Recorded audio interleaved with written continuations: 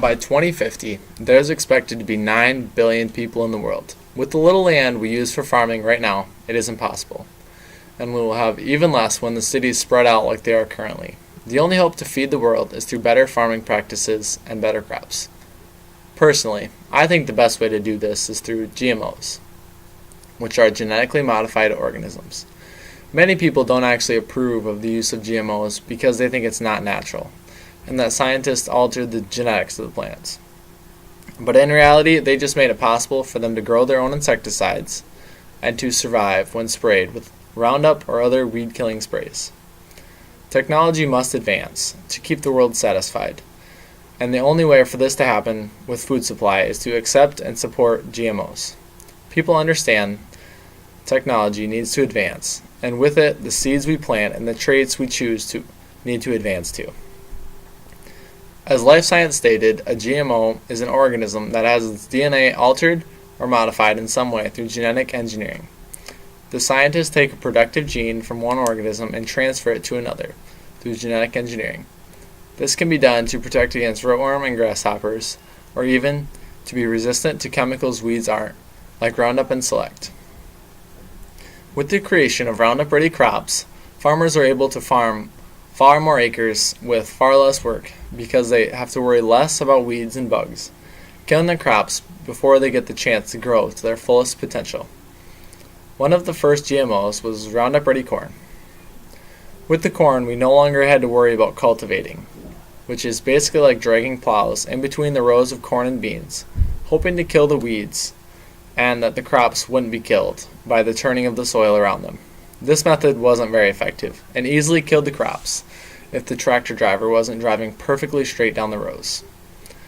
Now we can spray Roundup and a mix of other chemicals on our crops, and this effectively kills the weeds with no chance of us losing crops, and it's much faster and much more effective with fewer uses. Without GMOs, there would have to be many more small, inefficient farmers, because it's impossible to farm near as much when you have to worry about seeds and bugs killing your crops. My mom works for Monsanto, a large seed and chemical company that produces many GMOs. According to Harvard University, Monsanto was made famous for creating and marketing the first GMO, Roundup Ready soybeans, which were marketed in 1997. This was instantly met with controversy, and there are still anti-GMO protests all over the world. Some people hate that GMO can even be in our food supply. So much so that Monsanto is actually considered a bad company because of it. I think this is just because they don't really understand it. In reality, changing the genes of plants have been the genes of plants have been changing through selective breeding since early prehistory.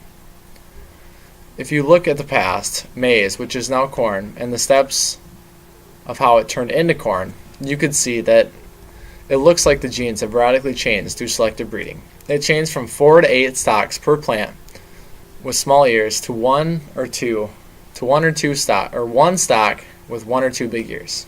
According to the World of Corn, this year 88 million acres were planted of corn, most of it being GMO corn, with an average of 168.4 bushels per acre. This is a lot of corn. Because of selected breeding and genetically modifying crops, yield has increased from 24 bushels per acre to 168.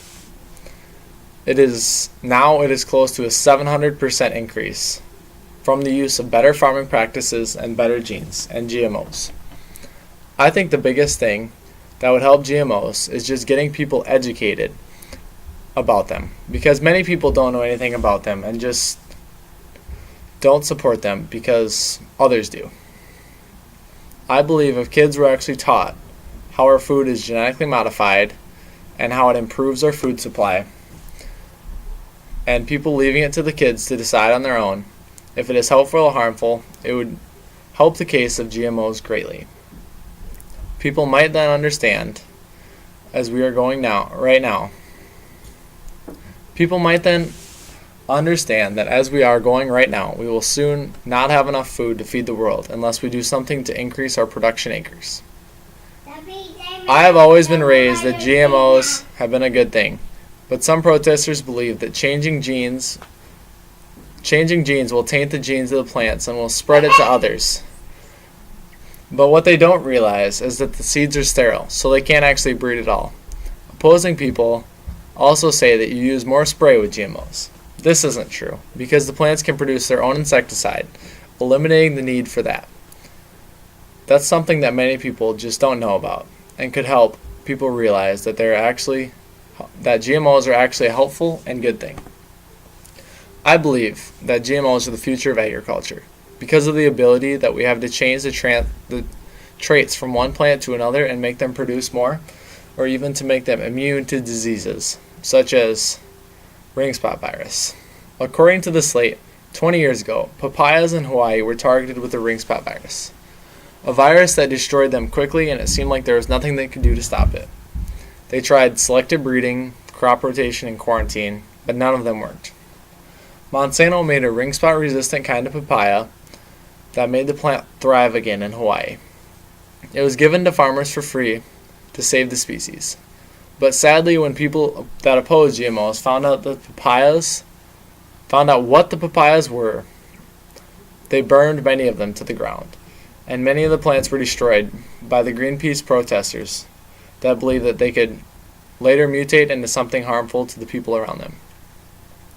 In conclusion, I don't really think there is anything bad about GMOs, and no reason for people to hate them and believe that they will destroy anything in the world. I believe that they will actually help people in the world, and I hope people realize their potential as a planet-feeding tool. If everyone chose to use them, the world would produce many more bushels of all cash crops. I believe someday GMOs will be accepted in our food supply, but we are many years away from that.